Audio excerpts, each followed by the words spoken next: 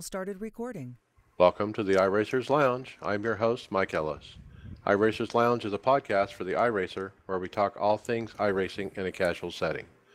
Joining me are the usual characters, Chris Scales, Hey, Mike.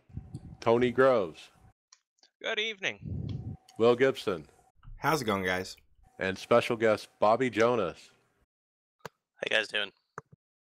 Hey, welcome. All right, Thank well, you. let's Glad to be start. here. Yeah, let's start with you, Bobby. Thanks for coming. We'll start out with the fact that you just joined our team here at Tifosi Racing, and that's why you're here. And welcome to the team. And been fun to have you around so far. We already run one race together, with different splits. But let's talk a little bit and learn about you.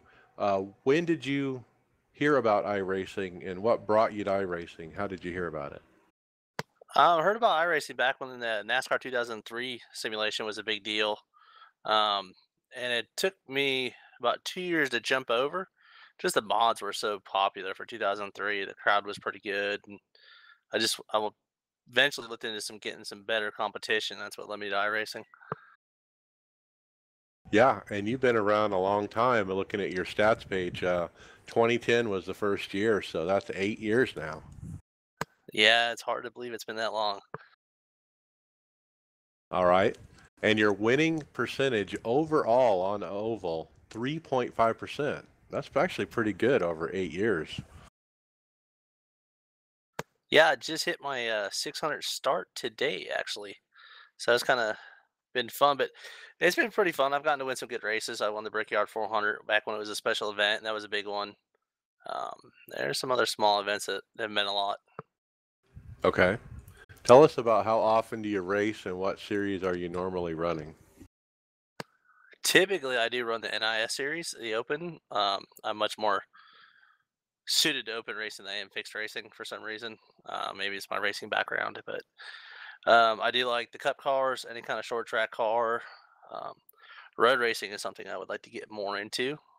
Just not my forte, so it's a learning curve. I don't get to race as much as I used to with the newborn baby, about 4 months old right now. So it's kind of slowed down a little bit, but it's starting to ramp back up here now with joining you guys. Cool. Yeah, we run a little bit of road. David Flowers, one of the admins, he will put together a couple cars probably for the 24-hour of Le Mans, and several of us are going to be running in that. So if you can run it and you got the equipment and the track and everything, you're certainly welcome. What about leagues? Any kind of leagues or just official? I used to run some leagues, and I found I was getting too distracted from practice. I just didn't have the time to practice for 2 leagues and then run NIS, and I really wanted to focus on the NIS series the last year and a half, 2 years, and it's kind of where my focus has shifted to. All right. Tell us about your hardware software. What kind of wheels and pedals, how many monitors, and third-party software? I'm using a custom-built 80/20 chassis solution. I've got 4 monitors mounted to. I use 3 for racing, and then I use the timing software up top. And that's been a big help because it does give you a fairly accurate, countdown on your fuel, how many laps you got remaining, and timing and scoring. And it also shows your I rating of That's the guys a Joel around you. real timing. Yes, correct. And it's a big help to know who's around you. Sometimes it can really help you avoid, getting into trouble and not having solid finishes. And I do use a Fanatec wheel with a Fanatec wheelbase, along with a shifter and pedals from them, the V3 pedals, not the inverted, just the regular ones. And I've got their shifter, the H pattern. Yeah, and you showed me a picture of your rig, and you have great FOV, by the way. It looked like it was right on. Really, probably 174 or something. Yeah, I've got some background in working on race cars, so I've spent some time sitting in them. So it's kind of just mashed up what I would see out of a real race car versus what I see in the simulator. Yeah. And I like the fact that you had your Joel real timing up above on your 4th monitor. Does the fact that it's color coded and you can see it in your peripheral vision help you with anything, like you can see somebody's falling through the field because all of a sudden there's a red line and it's going down the screen. It does, and I'm willing to bet you there's a feature that a lot of people miss too. That's really handy. Is you can custom color drivers.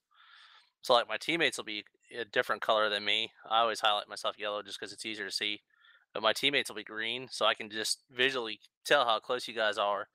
And then you can highlight drivers that you had maybe, let's just say, issues with in the past. You can highlight them a different color so you know if they're closing in on you. Maybe just give them a little more room, just let them by.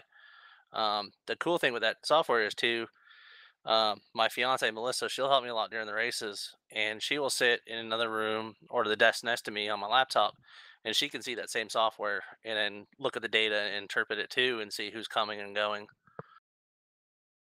That is really cool. Built-in crew chief there. Yeah, she's been a big help. I mean, she's helped me and Joe and the other guys I've worked with before, just on letting us know how many times guys are pitting, what they're doing for lap times, and just kind of that basic stuff that you may miss while driving. Yeah, it does work really good. And the other thing I like it about it is when people pit, it's very visual. You can see when people are pitting. When otherwise, if you're just looking at your relative, you're only seeing the people around you. You really don't have that awareness that you have when you have this in front of you. Yeah, it's a fairly complete software because and you can see guys who maybe have damage. They'll show up, but like unfortunately, Chris was in some stuff in the race earlier, and he had pitted like 11 times, and you can see that, and you kind of can tell who's got maybe something going on with their car, maybe it's just not right. All right. Your most memorable iRacing moment. Honestly, probably that Brickyard 400 win quite a few years back. I think it was the last one they did as a special event. That's back when they still had the COT car. It was a track I typically had struggled at outside of an Indy car. Um, and for some reason, for whatever reason, that race it just clicked. About halfway through, it really just I started my lap times just started dropping, and I started making clean laps and really started moving up through the field and used some pit strategy to get up a little bit closer. And then I had to hold them off on some older tires, and it worked out in my favor with the just being able to hold onto the car, single file track. Yeah.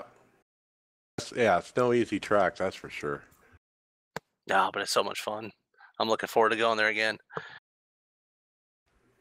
All right. Well, welcome to the podcast. Welcome to the team. Let's jump into NASCAR iRacing Series results. Daytona. Let's talk about the rest of the week after our last podcast. We talked about Thursday Open. I had won the day before my NIS Open, my first of the year. So let's pick up at Thursday Fixed. I got P22.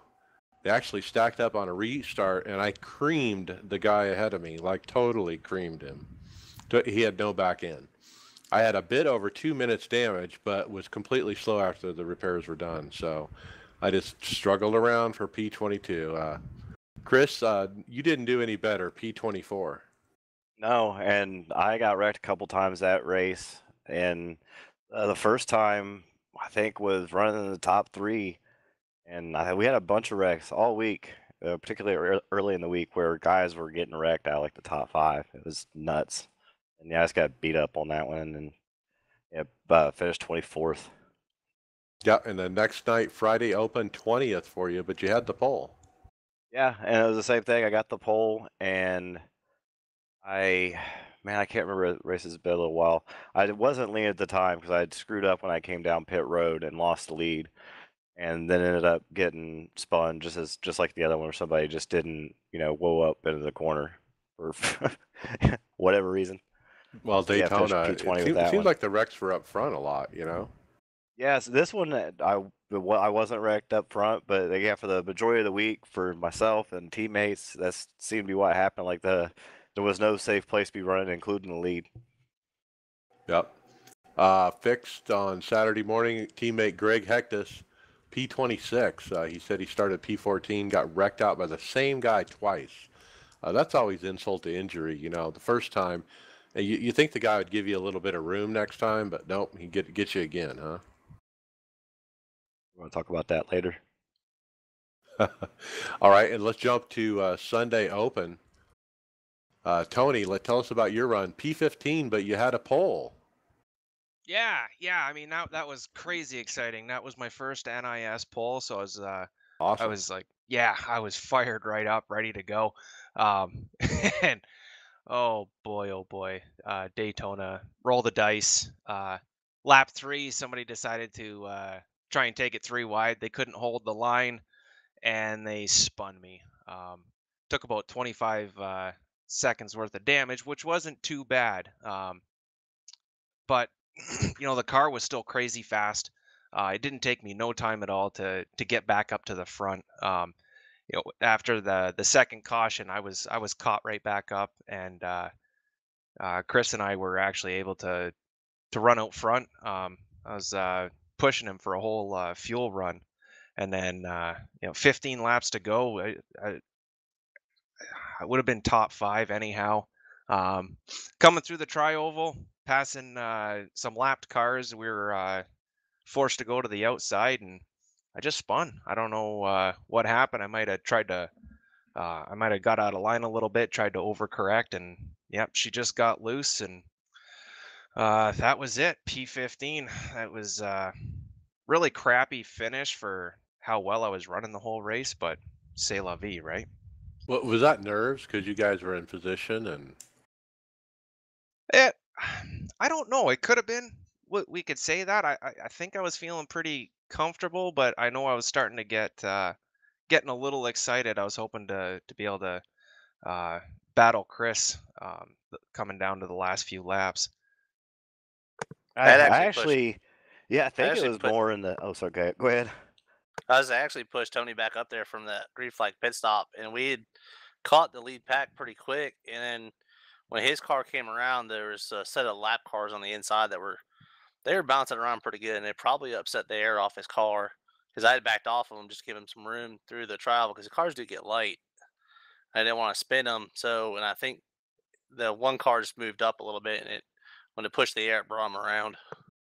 Yeah, I was gonna say the same. I think it was a combination of air and that set. It was it was a bullet, but it would get a little loose up top. But it would only happen. It happened to me once in the race, in the entire race, and maybe a few times the entire week. So it wasn't predictable, but yeah, it was probably a combination of beat up car, bad air, and that thing just came around like it had a flat tire. I mean, it was quick. Okay, so, but you went on to win after Tony spins off. You're by yourself without help in the top 5. How do you win this race?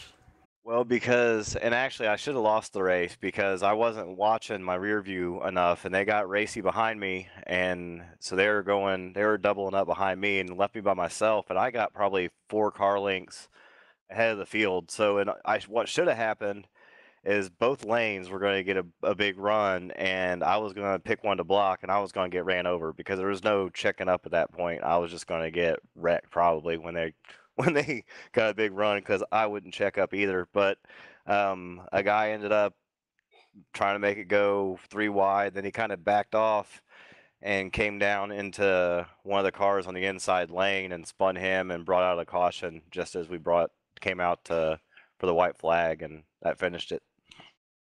And you had the track position, so you won the race. Nice. Oh yeah, like I said, I had a nice lead when the caution came out, but yeah, if we would have went green, it probably would have ended badly for me. Okay, so let's go in your year in review now. You got 2 wins, only at Daytona though. So I was calling you Michael Waltrip. Yeah, I'm gonna have to get something at 1.5 miles before I could shake that for sure. But yeah, Well, I mean the set that Mike Morley got us was just so fast. I mean, it was that fast. The set was so good, and then from there it was just circumstances. Like I don't know if Tony would have ever not been leading that race if he wouldn't have got spun there at the beginning because we kind of stunk up the show.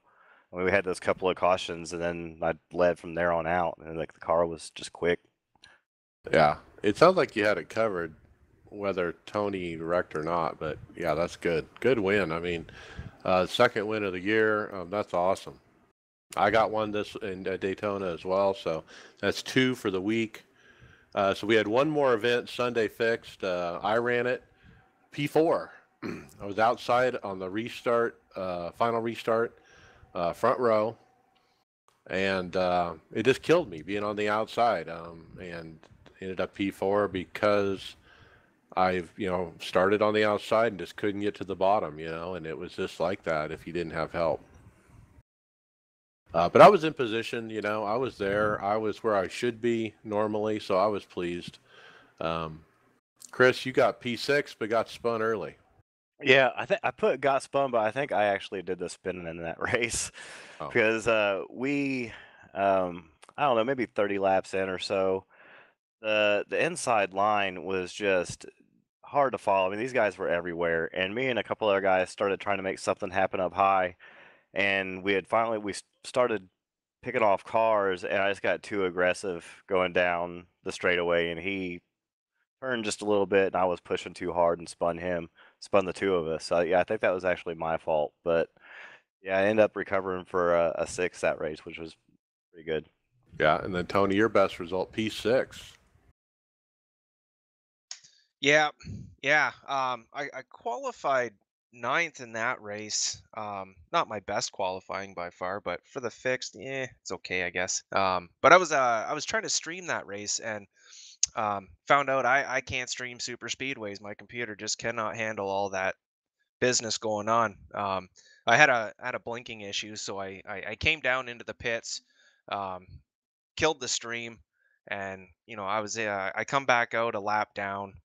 Um, but I was able to fight, and I made my way back to the front. And then, the last few laps of the race, I tried to make a move. I think I was fourth. I was sitting third or fourth. Um, ended up getting spun just before the finish line and finished with a P6. So I don't think I finished one race last week without getting creamed sometime during the race. So that's 3 top 10s of the 3 of us. Also, Phil Linden, our teammate, he qualified pole and got P3. And he led the first 19 laps and held the bottom all race. Stayed in front of all the wrecks and somehow made something happen with Tony at the end. So you were working with Phil there. He ended up with a P3. Greg also ran P30, started P5 around lap 20 on a restart on the outside lane. He went to shift into 4th, and for some reason on the shifter, the 4th position registered 2nd. He blew his motor and got spun out and wrecked. So that happened to me last week as well. That same issue. Phil, I don't know why he doesn't come and race NIS more often. I know at the super speedways, man, he is so good. He is so smooth. Yeah, he's not really an oval guy, I would say, but he really does shine on these super speedways. Yeah, I was gonna chime in and say the same thing. That's funny. Yeah, every time he pops into an NIS race, he kills it. Yeah, talking about my race, I forgot that I was racing with Phil and I didn't bother reading the line above. But yeah, I mean, yeah, he was up front like the whole race, and yeah, we were trying to work together near the end. It definitely worked much better in his favor. All right, so that's Daytona, and now we transition to Kentucky, or Rectucky, as I call it. It wasn't too bad in my splits. Wednesday fixed, I got a P8. Green flag run, pitted, into the green flag, and then the yellow came out. So I ended up getting a way by and then caution a few laps later. So it all worked out and got back on the lead lap, P8. So I was really happy with that result, considering it's not a restrictor plate. It was a good run for me. And then I backed it up in Wednesday night's open with a P2. I didn't have anything for the leader at all, but man, I ran top 10 most of the night. I was, probably the back half of the top 10. But somehow, just with the wrecks and the pitting and stuff, I just would gradually get spots and somehow ended up second at the end. And really happy with that result. Chris, you ran that night P11. Good one for you. Yeah, I guess. Yeah, for that one, I just put Gregory McKnight is an asshole. And I usually wouldn't say somebody's name on the podcast if they wreck me, but it's like you said earlier, that was the 2 wreck rule. He he doored me into the wall early in the race and pretty much destroyed my car. And then I was just kind of riding around, just trying to log laps and survive the nightmare that was that race. And he hit the wall another time, and I couldn't quite avoid him and ended up clipping him when he came down left off of it. But I don't know. Maybe he was just having a bad day. Maybe it was an internet connection. But So he got you twice. Did he apologize the first time? yeah, the first time he said sorry, didn't see you there. I was like, well, I would hope not, but whatever. Get a spotter. But yeah, Yikes. I mean, for all I know, I don't know the guy. He might take orphan kids to ball games on the weekends. I don't know, but right now he's not my friend. All right. And Tony, you were excited, I remember, coming into this race. And right in at the beginning, lap 1, you blew your motor. No, not quite. I was excited. I'm really digging this track. It's my first time at this track. Um, practice was going real well. I was starting to get the groove of it. Um, but I got caught in lap 1 shenanigans. Um, and I just could not get slowed up. I had absolutely nowhere to go. There was cars from the top wall right to the bottom wall. There was not a hole to be seen. Um, so I came in and it was about 30 seconds required. Oh, I took that and I got back out and I think it was under caution. Um, yeah, I missed a shift and blew a motor. That really, really sucked. Um, the set seemed to work really well for me. Um, once I got going again, I mean, it was basically for nothing. I was just trying to squeak out a top 20 if I could. It did work in my favor, but that car, like as beat up and as it was, man, it was still fast. And after about 8 laps, I was catching guys like no problem. But overall, that race was just an absolute shit show. I think it was by lap 20. I think we only had about 14 guys on the lead lap. It was That's a just, wow. yeah, I mean, it's just complete silliness. Everybody, has to win on the first lap, and just, oh, it really was dumb. Yep. All right.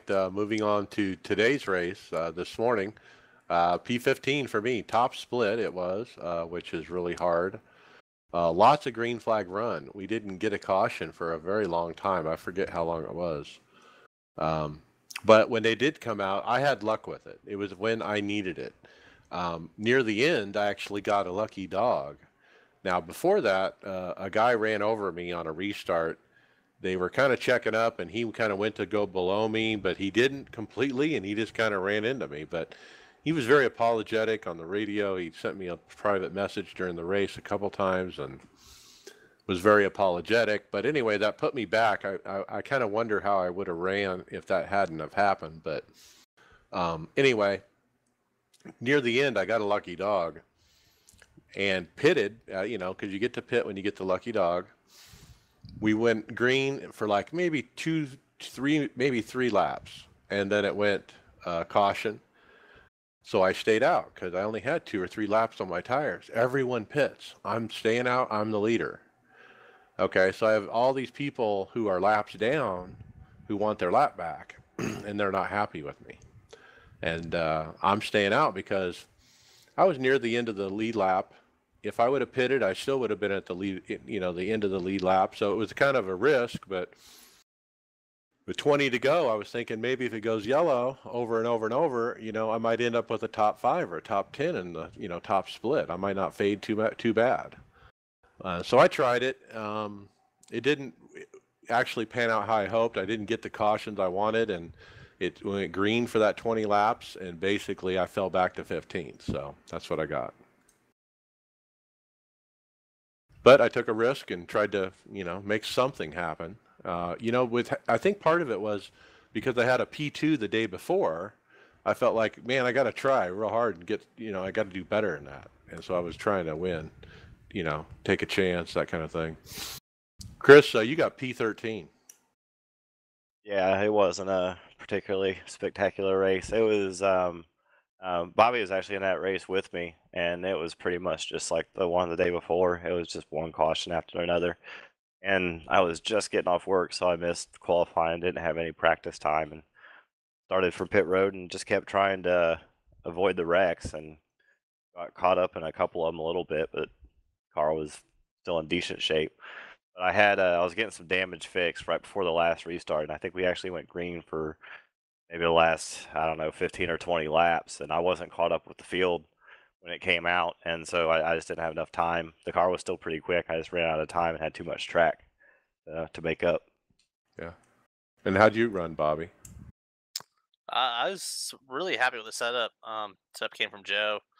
We have very similar driving styles, and Kentucky is definitely not one of my favorite places, and especially after last night's race with Tony, it was just getting wrecked on lap one was just frustrating. So I was like, well, maybe I'll have better luck on Thursday. And it started off a little promising. I think we went what 10 laps, Chris. I think without a yellow, 11 Yeah, laps, something yep. like that. And I was like, okay, this is kind of promising.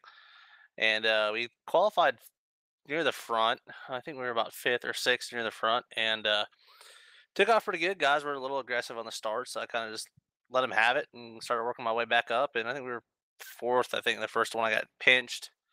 A guy came down below the yellow line going into turn one and bounced off the wall and into me, spun me into the wall a little bit.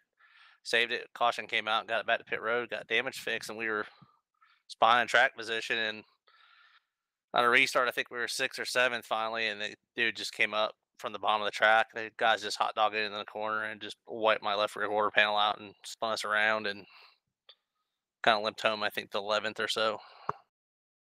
Yep. Yeah, sounded like a limp home for sure. Most of the race, you guys were just riding. Yeah, pretty beat up.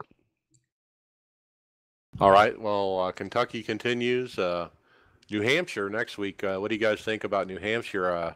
I think somebody on the team is already working on sets for next week. That's great. I can only imagine it's another, flat track with hardly any banking. I'm sure it'll be not a wreck fest at all. Yeah, I'm actually looking forward to it. I actually like New Hampshire. It's one of the, it's a racy place. Die bomb. It'll be my first time there, actually. So, yeah, I'm not really. Yeah, I'm kind of hesitant. It sounds like it's going to be another shit show. All right. I did the New Hampshire fall race last year, and for some reason I have fond thoughts. I don't have any memories because I've been hit in the head way too many times, but I seem to have fond thoughts. So I guess we'll wait till next week to see There we if go. There's some I'm lying to It'll myself. be a survival race in your split for sure. It's gonna be one of those races. You're either really happy or really PO'd at somebody. Stay on the bottom. Don't go high, because if you're high, you're at the mercy of the guy on the bottom. He'll come up into you. Okay. So if you don't want to be wrecked, you stay to the bottom no matter what. Don't let him have the bottom. Anyway, let's keep moving. Official racing. Teammate Brandon Newhouse ran a rare race because he has been busy with life and kids and wife and stuff. But he got a Daytona B car fixed victory, his first race in over a month, and he got the win. So good job, Brandon. Yeah, that's got to make you feel real good, eh? If you're not be able to get on the sim for a while, in over a month he comes in and brings it home. Nice job, Yeah. Brandon. Fourth win for the team for Daytona, I think, for the week. So good job. Tony, talk about Mitchell DeJong. Yeah, real quick, iRacing Grand Prix World Championships. Mitchell DeJong wins at Imola, or Imola, or however you want to tell. But he goes from third to first in the last 10 laps, passing Peter Berryman and Martin Kroenke. Mitchell's now leading the championship with 594 points over Gregor Hutu, who's sitting with 554. So he's kicking ass at GRC. He's kicking ass at Formula One. I mean, this guy is the bomb. Well, he's obviously an alien. This guy just wins everywhere. And he's a real life, race car driver. He runs, well, it's not called GRC anymore. It's called whatever it's called, Rallycross. Let's jump into Peak. We got Zach Novak, his first win of the year. I don't know if it's his first win ever. But he does hold off a late charge from Ryan Michael Lusa at Chicagoland. So congratulations to Zach. And this was a classic spin and win. Chris and I were talking about this a little bit, but he spun getting on the pit road under green flag stops, and he had a really good recovery. He just kind of looped it back around and kept on going. It was like a super fast recovery, but he still lost, I don't know, 4 seconds or something. But even after he spun around on that green flag stops, he was up front on the final restart, and that obviously helped him with that track position, and he was able to keep it. It kind of shows you how you need to keep your head cool when you screw up, and you can still have a good finish, including winning the race. Because he did a great job of just not hitting the pit wall first of all, but then just spinning around so quick, and then he had to come back up and win. That's pretty serious. There was a big wreck at the end too. It was Alfala. He put up a video of him getting caught up in that, and he ended up barrel rolling his car over and over, but he really got taken out. All right, Will, what do you got for Eldora? Yeah, Tim Ryan won at Eldora in the World of Outlaws Sprint Cars. Alex Bergeron ended up finishing P2. Him and Chris Branner battled all race, throwing slide jobs back and forth. It was really great racing to watch at the front of the field, and it looks like the last patch to the dirt surface is going in the right direction. So these pro races have been better and better week in and week out, and iRacing's making the proper changes, so it's really good to watch. And we're getting different winners too. It's not always the same people. I kind of like that.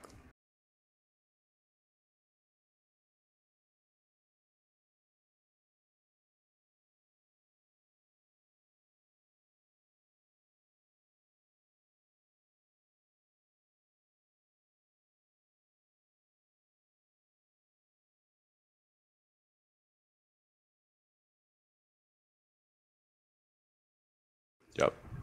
All right, let's jump into topics. I reported last week to iRacing that the same thing happened to me at Talladega, happened last week at Daytona, where if my max car count was at 64, I would have severe blinking problems. The moment I switched it to 20, I had no problem for the rest of the week. And I'm not the only one. There were other people that reported this. There was a big thread in the NIS forums, started by Michael Kuczynski, and there were several people who also had weighed in and said they had personally had problems or had seen other people having problems like this as well. So anyway, iRacing did respond to my thread, and I'm going to read what they said here. We think there was a combination of changes over time that are causing the remote versions of the NIS cars to bottom out at the super speedways. Rules changes eliminating minimum rear spring rates, ride heights in Season 1, and some changes to remote cars to make them not ride so high in the rear in a later build. And this would cause increased CPU usage. We're investigating a way to not inflict the increased CPU usage. And so what they're saying is the reason I'm having the problem is the cars all bottom out.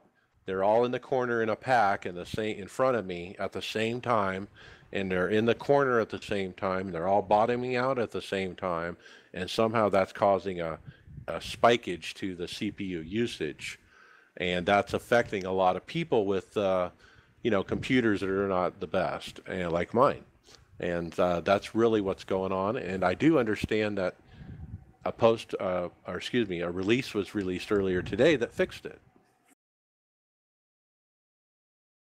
So yeah, it seems like that makes sense to me. I mean, especially, as far as their explanation, especially since this keeps popping up at Daytona and Talladega, and it doesn't seem to be an issue anyplace else. Before I even ran a lap at Kentucky, I moved the setting back to 64 on the max car count, and I never had a problem blinking at all at Kentucky. Yeah, see, yeah, that seems like they're right on. What's cool is they fixed it. They heard me, and they fixed it. That is awesome. All right, Chris, what's next? Next is forum post from David Tucker explaining some changes they're going to be making to the cameras for next season. And you might want to check this out if you do any kind of video editing on here, because you might pop in there and find out that the kind of default camera It's the volume positions are of the different. camera. Yeah, it's basically what the everything defaults to. So a particular, and it looks like it has mostly to do with the camera volume. So I guess like if a car is going by, this camera as opposed to this camera, the difference that you're going to hear in volume. I think most people kind of turn some of that stuff down anyway. But besides that, as far as why I thought this was interesting, they also have some of the video hotkeys in this um, forum thread as well. So if you're, and a lot of those are kind of hard to find. So it's kind of a all-in-one thread to find some of this information. Yeah, pretty cool. They're gonna basically change all the volumes on all the cameras. So if you use those in your production, you might, be aware. Yeah, you don't want to be making something and then find out that everything's that way out of whack. I guess at least this way people have some heads up. I can't do any of that stuff, but All right, Tony, what's next? Yeah, this is a really interesting one. This is an article come out from digitaltrends.com, and it's researchers uh, researching how using full motion racing simulators are helping stroke victims to be able to get back behind a wheel. Um, it's with the full motion, um, helps to simulate all the g forces and the motions of the vehicle, and to help retrain these people that have lost some of their abilities because of strokes and such. But to hopefully get them back driving again, and then using it in a nice safe environment. That's the thing. It's when you have a stroke, you do have to relearn that. Your brain has to be taught how to do a certain thing again. And the way I read this article, it sounds like, you know, they're doing it to get the brain. Hey, if you turn the wheel this way, this is what happens. If you run into the wall, it feels like this. If you push the gas, it does this. And your brain absorbs all these things that are happening while you're in the simulator, and it helps the brain recover quickly because you're giving it stimuli to actually train with, so to speak. Yeah, absolutely. I mean, yeah, the strokes have huge effects, as anybody that's knows anybody that's gone through that or have gone through that themselves. I mean, walking and talking can be a heck of a chore and really hard to relearn, let alone being able to get back behind a wheel. So if I, I see a lot of positive, I don't see any real downside. Hopefully, this does the trick for people. Yeah, pretty cool. All right, let's jump to the next one. This last weekend at Daytona in real life racing at the truck race, Justin Haley lost the race, or got the win taken away, because he went below the yellow line, breaking the long known yellow line rule at the restrictor plates. And we have a similar rule in iRacing. Now, it's not enforced by iRacing, but it is protestable, meaning if you do go below the yellow line and advance your position or something along those lines, it can be protested, and iRacing may or may not punish you because of that. But regardless, I thought we should talk about it because it did come up in NASCAR. First off, what did you think about Justin's move? Did you think he actually gained a position by going below the yellow line? It looks like he had plenty of room. He didn't have to go down there, and if he didn't, he would have been just fine. But when he did go down there, he was actually technically already the leader, even though he hadn't completed the pass. I think if I saw it from my point of view. Yeah, he just totally broke the rule. He didn't have to. He didn't have to go down there. He made a mistake. It cost him the race. It sucks because it shouldn't have. But he broke the rule, and they had to call it, because otherwise they would have looked terrible. It would have been a lot worse if they didn't call it. But yeah, I think they should just get rid of the line because kind of like what you said with iRacing, we all know that it's there, it's protestable, and it's never been an issue in any of my races. They should do the exact same thing in NASCAR, get rid of the rule, but know that they could come up for review if you use it. Okay, a couple things. When I won A fixed at Daytona last week, I was below the yellow line when I got to the checkered. Now, I was the leader coming out of 4. He was behind me. He came up to the outside and was trying to get a run. I didn't want him to side draft me, so I went low as I could go. And it worked. I was able to stay in front of him, and he didn't win the race. But is that against the rule? I mean, I already had the position. And so that's kind of questionable. NASCAR would probably, penalize me based on what I saw this week. Yeah, they probably would. And like I said, I think iRacing has it right. And I think if they had the same kind of rule in NASCAR, then you'd see the same thing. Because like you said, you did do that at the end of the race on the last lap. But how many times did you see somebody do something like that during the rest of the race? Like everybody seems to, if they go hit that apron, it's on accident, not trying to advance their position. Well, I was down there on purpose. I'll say that. But the guy I'm racing, he didn't protest me. He was okay with it. I mean, I didn't steal the win. I didn't go from second or third and end up winning. That's my point. I was first and I finished first. But yeah. I got a little different view on that one. I had a pretty good view of the whole race from where I was at the track. You were there? The momentum carried him down to the yellow line. His tires were literally on top of that second line, which according to the rule book, you're still good. And if your nose is out front and the caution would have came out, he would have been the leader to win the race. So how could that? I mean, so at that point to me, he is past the point of passing. So he is technically the leader. How do you penalize somebody for gaining first to if you're first, how do you get penalized? Yeah, and Bobby, what you just said is what half of Twitter said that night too. There was quite a discussion on social media. People saying, "Hey, it's a legal move," and people saying, "Hey, it's not so legal." I think the linchpin of this whole conversation is Brad Keselowski. He's the only one.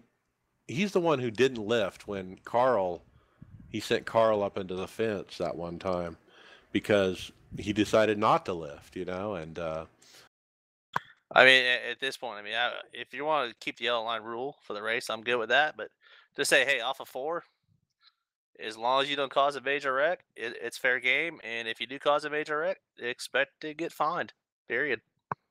I think the rule was intended to keep cars out of the grandstands and a safety factor, and it really does nothing on that front. I mean, I think it was at 2 or 3 Daytonas ago, they Austin Dillon got up in the fence, and Larson did it in a Xfinity car, I think his first race, and Larson's motor ended up at about 5 rows up. So the rule's not doing anything positive for safety, but it's negative towards the way fans view the sport. It shouldn't be this controversial whether a guy won or not. It's not football, it's not baseball. We're not going back to review the play. I think there's a lot of interpretation, and no good rule has interpretation. It's black or white. I don't know, is it 2 tires? Is it 4 tires? Don't go under that line at all, even if you are the leader, like say in your instance, Mike, in your race? I mean, there's so much interpretation, and there's so no positives. Yeah, just that's why get rid of it. Yeah, exactly. That's why what they need to do. They need to get rid of the rule because that's right. As long as you have a rule, there's going to be good and bad ways to look at it, and that's why I think it's crappy. I think NASCAR made the right call only because it was the better of the. If you would have won the race, and people would have seen how people would have had the same type of opinions, and it would have looked a lot worse on them, I think. Well, I think you had 2 other things come into play. You had a Cup driver at that point win the race, so the optics on that aren't good, and that's going to be what a lot of fans see is the optics of it. Not, they're not worried about the rule book. They just see what the outcome is. Yeah, they have been watching the races for the last 3 years, and seeing those rules. They just saw this one race. They had both cars doing burnouts at the end. I mean, that's the problem. The guy who crosses the checker first needs to win it, no matter what. I mean, I got 2 points here. One, you could have an illegal car and they won't take a win away. So if a guy barely touches the line, but you'll take it away, and I don't think it's right, but I think one cool thing is we have iRacing. NASCAR could host races with drivers and test things out and see, hey, is this an improvement? Is this not an improvement?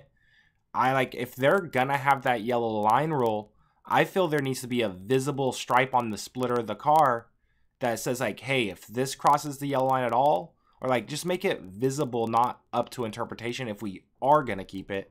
I'm not saying we should, but there's a great tool in iRacing that NASCAR could test a bunch of stuff out and see like, hey, what works, what doesn't, what puts on the best show. Well, they do use the video game NASCAR. Was it NASCAR Heat 3 in the drivers' meeting to show what the rules are, and it does state though, for it to be a fraction on the advancement of the position, it has to be both left side tires have to be clearly over the line. See, it's kind of like a hockey puck has to be clearly over the line for it to be a goal. It's kind of the same thing. Yeah, the line is 2 inches thick, right? And like, why is this line 2 lines and like 8 feet wide? Like I view the yellow line as actually the black stripe between the 2 yellow lines and the center post of the car. Like if that was blow, I'd say, yeah, that's an illegal pass. But the way I would view it is that's a clean pass because the center of the car is not over the center of the line. Yeah, they're saying the edge of the tire just went over just a hair. Yeah. And the other thing too is if you slow it down and take the overhead cam or the overhead view of the 42 and the 1, I don't know how those two didn't wreck each other. I really don't, because there was heavy contact. Well, yeah, that's another way to look at it, because you see them kind of juke left, and that's why I thought he went down there, because he thought that they were going to be coming down towards him, and it was just a reflex. Now, yeah, something else to think about too. His spotter probably said, "Hey, those two are about to wreck." He probably never even saw it. His spotter probably said something to him, and he just instantly moved to the left. Now, would we be having the same discussion if they wreck though? Because at that point, I mean, he's already in the lead. He's going down to avoid the wreck. Yeah. Like, there's so much interpretation, and they that's just let not him have good. it then. Yeah, that's why I think they need to get rid of the line. They need to get rid of the rule and just tell the drivers, it's like, all right, guys, just mind your manners, or we're gonna bring it back. And I think that would be enough. I mean, you think the rules are vague? I mean, actually go read the NASCAR if you can get a hold of it. The NASCAR rule book, it actually gets more vague the more you read it, to be honest with you. They need to get rid of the pushing and the Xfinity as well. That rule needs to go along with it. Yes. Let's keep moving. Tony, what's next? Top 10 highlights. Yeah. So we got our first top 10 highlight video for the month of June. What you guys thought of it? I watched it. I dug it. I really did. I didn't care for the music that they chose, but that's just me. Maybe some commentary throughout would have been nice. Now, what I did like is for the number 1 section, they took their time with it. They spread it out a little bit, and there was some commentary because it sounded like it was a broadcasted race. So I really enjoyed how they finished it off. Overall, like the editing, the production minus the music, 2 thumbs up for me. I really enjoyed it. Yeah, I did too. I mean, it really highlights some great racing. At the end, the number 1 clip, the Indy 500 or the Indy race at Indy. Boy, they're racing like 5 or 6 of them for the lead there, and it's just like nuts. Yeah, they were pretty cool.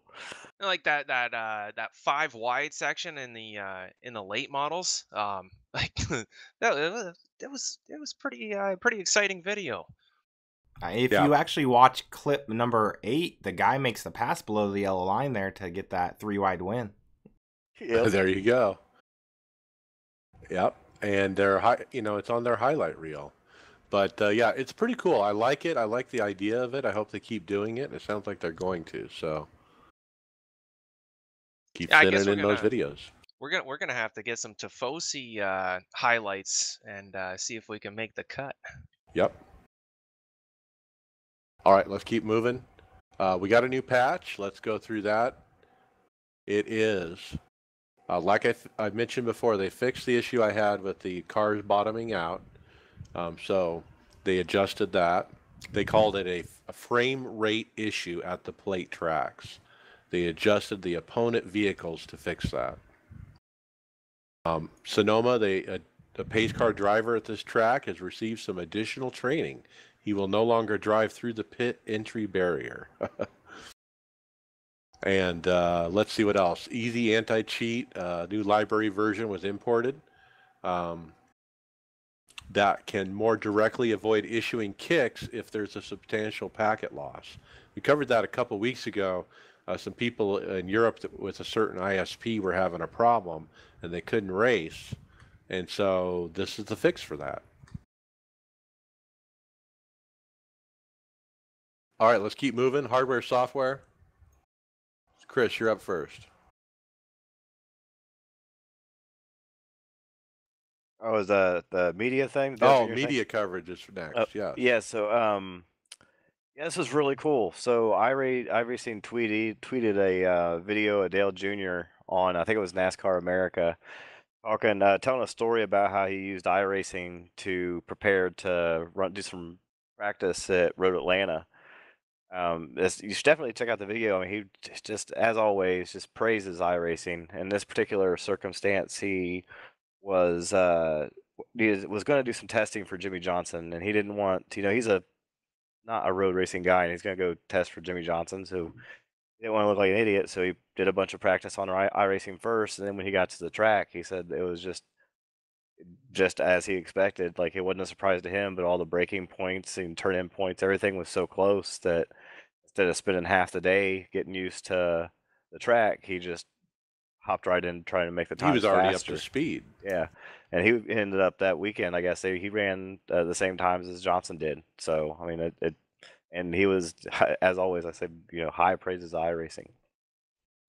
I love how Dale talks about iRacing. Every video that they put out of him talking, man, he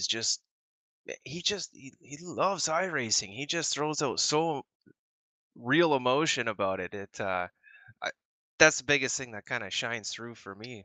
Yeah, it's not just the story, but the tone of voice that he uses when he's telling. He's just so excited about iRacing still. Yeah. And he's using it, real time and for real reasons. That's cool. All right, now let's jump to hardware, software. Tony, you're next.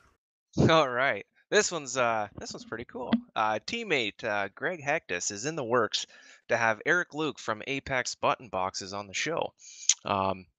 Eric has been kind enough to send one of his button boxes to Greg for review in the next couple of weeks. Now, took a look at these button boxes, and they are pretty slick looking. I also see that they not only make button boxes, but push to talk buttons you can attach right to your wheel. So if you're into that as well, what do you guys think of those button boxes he's got posted up? Yeah, we've talked about these before. They're really nice looking. This new product that he put out, the push to talk, is very interesting too, because then that means you can get you a Max Pappas wheel, MPI wheel. It obviously doesn't have the buttons, and you can attach this to it very easily. I think.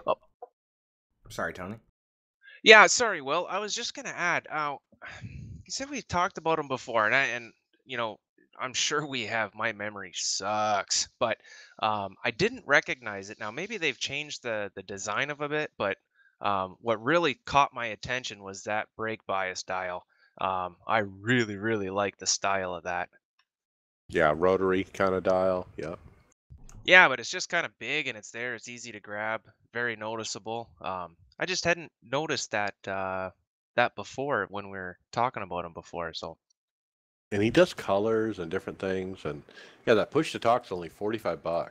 I thought that was a good price too. I was gonna say, yeah, I think that's one of the cheaper solutions I've seen when it comes to like push to talk buttons. Yep. It is. I have been searching for one for Melissa to do the spotting with, just to make it easier on her, and the ones I've seen are well over $100. Well, here you go. Yeah. So if any of you have any questions you'd like us to ask, email us your questions at iRacersLounge@gmail.com. All right, perfect. All right, let's keep moving. I found a website called html5gamepad.com. html5gamepad.com. Open up this website on your sim computer and then go and steer your steering wheel, or go push one of your buttons, or push your brake panel, your brake, or your throttle, or your clutch. And it will tell you real time what the computer is reading from that input device. And so it's kind of a neat little website to test to see, is everything working right? Do all my buttons work? Is there a problem with mapping and that kind of stuff? That's pretty cool. Definitely be easy, helpful for troubleshooting. Yeah, save that in your favorites for sure.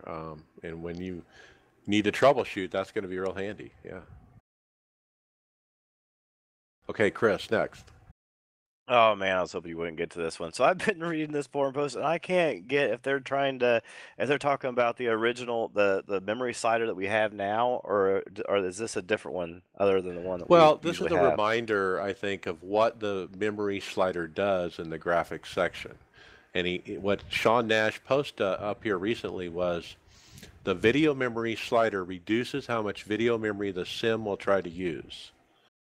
Lowering that works like the other slider. It doesn't affect anything other than reducing texture and geometry quality by loading smaller textures and less detailed models. If it is too high, it can result in more transfers between the GPU and CPU, which can make page faults.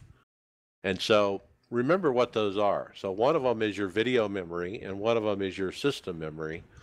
And you don't want to have it higher than what your memory card has available. Okay, yeah, and so that's what confused me when you said other sliders. There's just the one memory slider, right? There's not more than one. Am I missing a setting? I believe there's two, one for your video memory and then your machine's memory. Yeah, that's what he's talking about. So there's two. Oh. And so you just want to make sure those are set right. So like on mine, I think I have a 3 gigabyte video card. I got 16 gigabyte of memory on the computer. So the system one I have at max, because the iRacing will never use more than 8. And then the video card one I have at 3, which is like 3/4 of the way up of the slider thing. Okay, yeah, it's been a little while since I messed with those, and I completely forgot that it had the two different sliders, and that just confused me for a second. So yeah, that's why we're yeah, talking about it. yeah, definitely watch those though. I think usually if you run the auto configure, that's probably going to be pretty accurate. But I know when I upgraded my computer a little while back, it was still showing that iRacing was only trying to use like a couple gigs of my 4 gig card, because I don't think the auto configure saw it properly or something. But so it's probably worth taking a look at.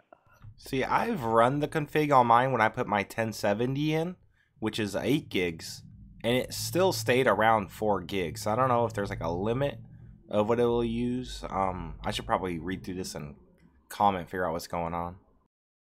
It could be a DX11 limit, who knows, or Windows limit. But anyway, remember what that's for. Tony, what's next?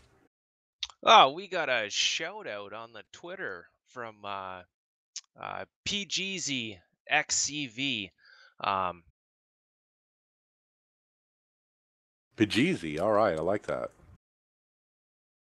So it's a shout out on Twitter about some story we talked about a piece of hardware that helped him with his rig or something. It's some kind of adapter for his wheel. Well, he actually got the Max Pappas adapter. Oh. With the Max Pappas wheel with the adapter, and he had a G29 which has like the rotary knob for like brake bias and stuff. And there is an adapter you can buy that will allow that wheel to work with the G29 and not just the 27 and the 920. Oh, I see. He sent a picture of it too. It's like a machined metal little spacer, and it's got 6 screws to go with it.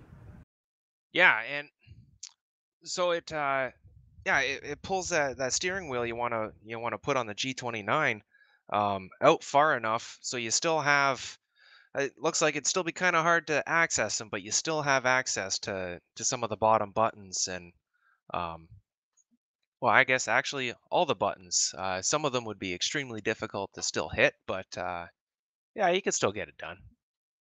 Yeah, at that point, that's when you get that push to talk button and a button box, and you're good to go. I Yes, like sir. it. I Yeah, like it. Very nice option for the G29. I know there's not a whole lot out there, so that's good. If you look carefully at the metal piece, it's got the bigger screw holes for the 6 screws that go into the base of the steering wheel, but just outside of that is a second hole with a smaller screw, and that's for the Max Pappas wheel to go screw into. So they don't quite line up, and that's what this adapter's for. Pretty cool. Well, yeah, thanks for the shout out, PGZ. We appreciate that. Let's jump to the next one. Real life racers in the iRacing world. Ty Majeski, our favorite, for a long time on the podcast, he wins at the Slinger Nationals, which is probably the most famous super late model race in the country. And he got the win, guys. And guess what? He had iRacing on the hood. So he's representing for sure. I missed this. That's pretty cool. Yeah, I think Eric Jones was there running as well. But he showed him what's up, man. Yeah, I that's don't know how good. that dude doesn't have like a full-time Xfinity ride by now. He's awesome. Yeah, give it time. It's kind of nice to see him back in the winner circle. We haven't actually talked about him for a little while now, so this Well, is he nice. is running for Roush, okay? Yeah, Oh no, I know he's a busy boy. I understand that. Well, For and sure. Roush ain't necessarily winning anything either. he actually posted. It looks like they got fastest in final practice about 25 minutes ago. Oh, for Kentucky? Yep. He's running at Kentucky in the Xfinity and fastest in final practice. Nice. All right, go get him, Majeski. All right, final story. Will, you got it. Yeah, so we have a iRacing sponsored truck at Eldora. iRacing's hopping on with Hattori Racing to sponsor Brett Moffitt. Yeah, that's a big deal. My buddy actually works on that car. That's a pretty big deal because they were in need of some sponsorship, and they stepped up at the perfect time because they've been running really good this year. 3 wins already. Yeah, I think it's gonna be good for both of them. Yeah, I think he has a better chance in those trucks than a lot of the guys that run in the truck series. Even though he hasn't ran at Eldora, like I think he said, he can practice on iRacing, so he's good to go. Yeah, I think he it has will been, from my really understanding. showcase. It's really going to showcase what iRacing can do for a driver if he performs well. Not ever racing there before, and that team's struggling for sponsorship, but performing really well. So I think it's a perfect fit for iRacing to jump on with them. Primary sponsor, guys. That means diecast. That's going to be cool. I hope it means diecast. It'll be a truck, iRacing truck diecast, hopefully. But yeah, Brett Moffitt, he's a hot one. I mean, didn't he have a win this week already? And 3 of them. Yeah, so I mean, he's hot right now. If he can do well, like Will said, that's a great thing. All right, let's jump into final thoughts. We're out of time, guys. Chris Scales, what's first? Well, ready to race tonight. I don't know. With this fixed race, the way the week started, it's probably going to be a nightmare. So I think I'm gonna try to qualify, and if I qualify in the top 5, then we'll go from there. And if not, I'm just gonna start from pit road. So I think that's gonna be in the front or the back, but nowhere in the middle because it's been bad so far. Yeah, and that's your split. I think in my splits, it's been green actually towards the beginning of these races. So, yeah, so keep that in mind. All right, Tony Groves, final thoughts. Well, yeah, I did not have a very good experience at my first Kentucky race. I'm hoping I might be able to do the fixed one on Sunday night. I'll be camping this weekend, so I'm out for all the other races. But even with all the garbage happening on the track, I'm still digging running around Kentucky. It is a fun track to drive. So here's hoping I get a start Sunday night. Had a great time running with you, Bobby. and I'm looking forward to running with the other new guys that have come on. Um, and I will send a shout out to Joe because well, he said he's listening, so hopefully we'll get you on here soon. All right, thanks for that.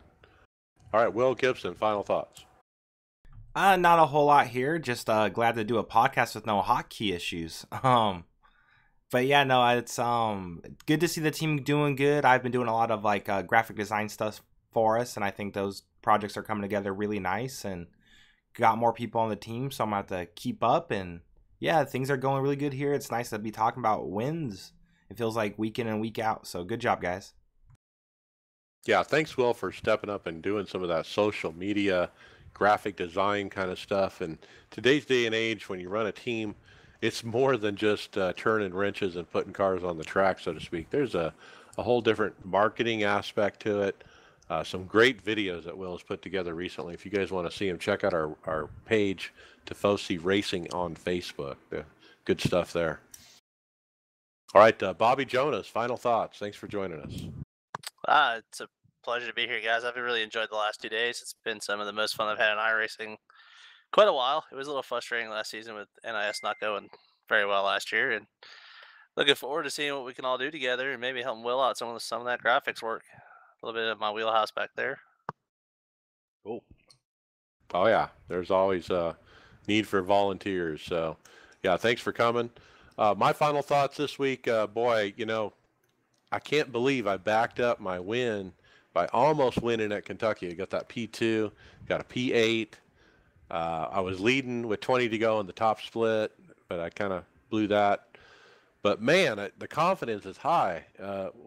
I had no idea I was going to run this good at Kentucky. So I'm excited about tonight's race coming up in about 45 minutes. I'm stoked. I'll run Sunday night as well and see what I can get. But New Hampshire's next, and I'm excited. The team's growing. We added some new blood recently. I'm glad the guys are with us, and excited for everybody who's been involved. So it's been a lot of fun. And with that, we'll see you later.